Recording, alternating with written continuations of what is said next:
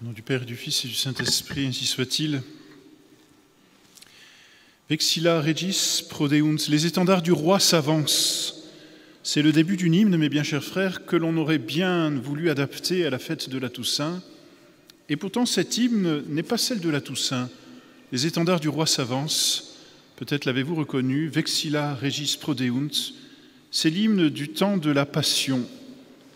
C'est étonnant, n'est-ce pas, d'entendre ces mots lors de la Passion, alors qu'on les aurait bien cru bien plus adaptés à cette fête du Christ roi.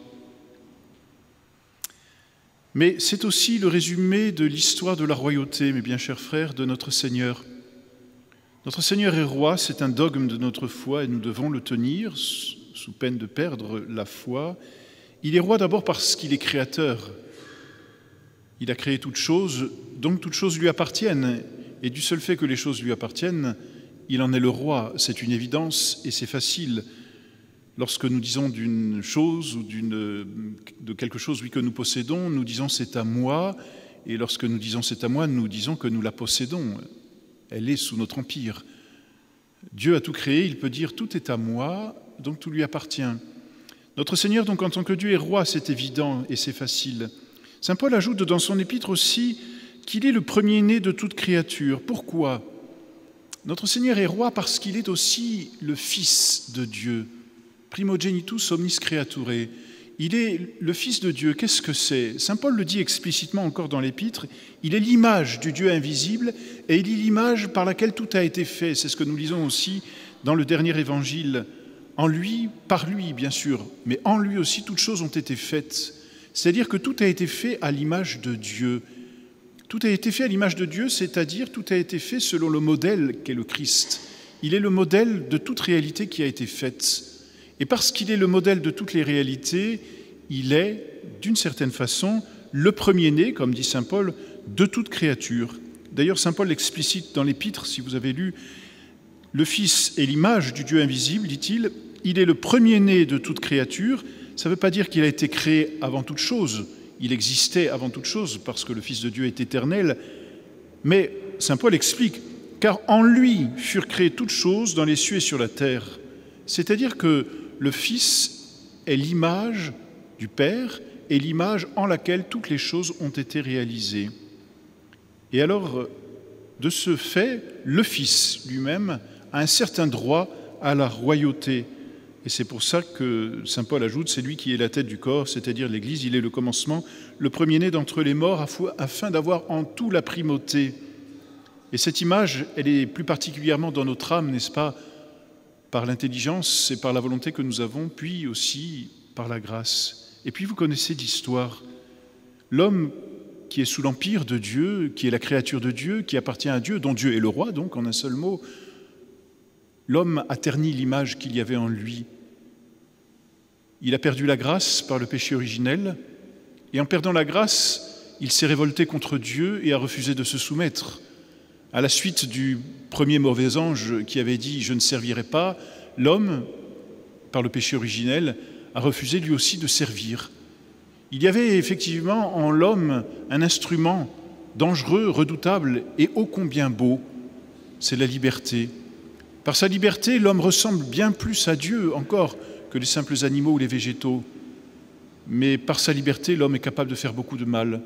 Et par sa liberté, l'homme a refusé de servir Dieu. C'est le péché originel, c'est la première révolte qui entraînera toutes les autres révoltes, le meurtre de Caïn, la tour de Babel, l'orgueil, etc., jusqu'à ce que nous pouvons encore observer de nos jours autour de nous, mais aussi en nous, par cette concupiscence qui sans cesse nous attire à nous rebeller contre Dieu et à effacer en nous l'image de Dieu. Alors qu'a fait Dieu ? Au lieu de simplement dire « il ne veut pas me servir, et bien qu'il aille en enfer, qu'il quitte mon royaume, parce que c'est ça, ne pas me servir », eh bien Dieu a dit « je vais tout faire pour le reprendre dans mon royaume ». Et alors Dieu s'incarne, c'est Jésus-Christ fait homme.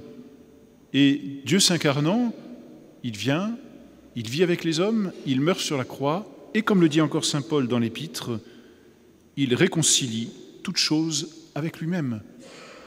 Le Christ, par sa passion, par sa mort sur la croix, a tout réconcilié en Dieu, de sorte que par la passion et par la croix de notre Seigneur Jésus-Christ, nous pouvons désormais appartenir au royaume de Dieu et Dieu peut désormais redevenir notre roi.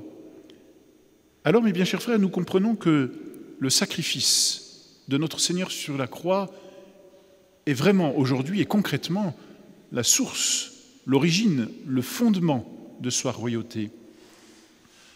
C'est par son sacrifice que notre Seigneur nous a rachetés, c'est-à-dire qu'il nous a repris dans son royaume. C'est par son sacrifice que nous sommes à nouveau les sujets de Dieu. C'est par son sacrifice que nous sommes sous et dans l'empire de notre Seigneur. Et c'est donc par son sacrifice qu'il est roi. Alors vous comprenez cette phrase que l'on chante durant le temps de la Passion, « Vexilla regis prodeunt », les étendards du roi s'avancent. Et qu'ajoute cet hymne, « Fulget crucis mysterium », le mystère de la croix brille, éclate. Qu'est-ce que c'est que l'étendard du roi? Quel est, mes bien chers frères, le symbole de la royauté de Jésus-Christ? Quel est tout simplement le signe même, ou simplement, si l'on peut dire, le blason de la royauté de notre Seigneur? C'est son sacrifice. Et son sacrifice, qu'est-ce que c'est? C'est la messe. Le Christ est roi, mes bien chers frères, par son sacrifice, par la messe. Et c'est pourquoi, au temps même du sacrifice de notre Seigneur, c'est-à-dire au temps de la Passion, l'Église veut chanter la royauté de Jésus-Christ. Vexilla regis prodeunt, les étendards du roi s'avancent. Car c'est par le sacrifice qu'il est notre roi, mais plus encore, c'est par la messe qu'il est notre roi. Dans la Passion de la Sainte Croix, dans la préface de la Sainte Croix, nous lisons « Regnavit alignio Deus ». Dieu a régné par le bois. Et c'est ce que dit encore saint Paul, donc, il sait réconcilier toutes choses par son sang, en réalisant, dit saint Paul, la paix par le sang de sa croix. Notre Seigneur restaure sa royauté par son sacrifice, autrement dit, il restaure sa royauté par la messe. La messe, mes bien chers frères, n'est pas quelque chose d'anodin dans la vie chrétienne. La messe n'est pas quelque chose qui est purement privé, c'est un culte public. De sorte que Jésus-Christ restaure la royauté non seulement dans les âmes, mais dans les sociétés par la messe. Parce que la messe a des fruits sur les âmes, mais comme culte public, elle est aussi le culte des sociétés. Vous voyez donc, mes bien chers frères, que la messe n'est pas un privilège. La messe de toujours, parce que c'est la messe qui dit le mieux l'offertoire et la propitiation, c'est-à-dire le rachat de nos âmes, et c'est la raison pour laquelle nous refusons la nouvelle messe, parce qu'elle ternit ces notions et donc ternit le sens de la royauté du Christ. La messe de toujours, à laquelle nous sommes attachés, n'est pas un privilège, ni même une attache sentimentale. Cette messe, ce n'est pas non plus le droit de quelques-uns, comme certaines communautés, surtout les ecclésiadei, veulent le dire. C'est faux, là encore. La messe, c'est d'abord et avant tout le droit du Christ, parce que c'est par là qu'il est roi. La messe, c'est le droit de Jésus-Christ comme roi pour étendre sa royauté. Et donc la messe, parce qu'elle est le droit du Christ, elle est le droit de l'Église et non pas de certaines communautés. La messe, c'est le droit de l'Église. Et même parce que Dieu veut se soumettre à toutes les sociétés, elle devrait être aussi le droit de toute société chrétienne qui veut retrouver un ordre vrai dans le bien. Et seulement ensuite, la messe est le droit de tout catholique.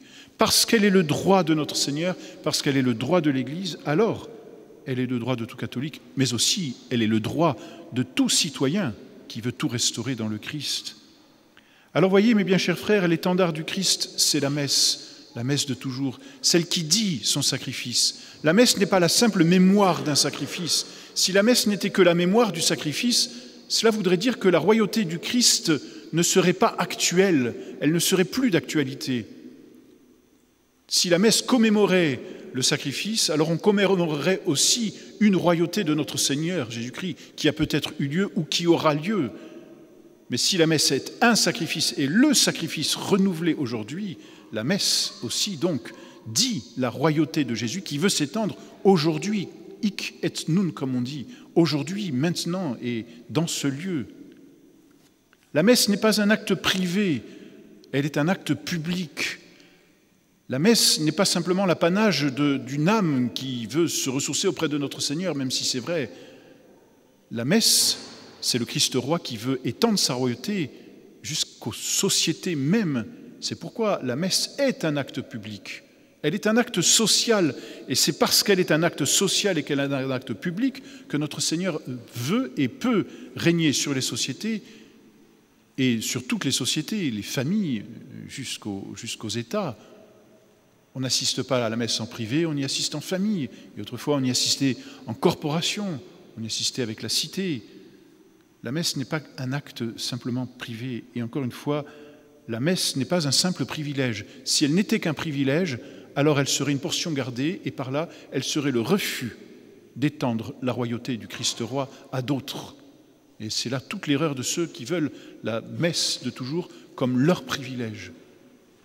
C'est inconsciemment, imperceptiblement, mais bien réellement, le désir d'avoir la royauté de notre Seigneur pour eux, comme un privilège.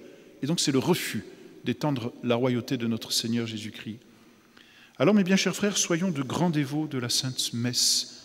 Comprenons que le Christ roi et la messe sont indissociablement liés. Et si nous voulons étendre le royaume du Christ ici-bas, déjà dans nos âmes, mais autour de nous, c'est par la messe. D'une part, en assistant à la messe avec fruit, par la communion, alors oui, nous étendrons le royaume de Dieu dans notre âme, mais d'autre part, en faisant de la messe notre moyen d'apostolat, c'est-à-dire en faisant venir à la messe les âmes égarées.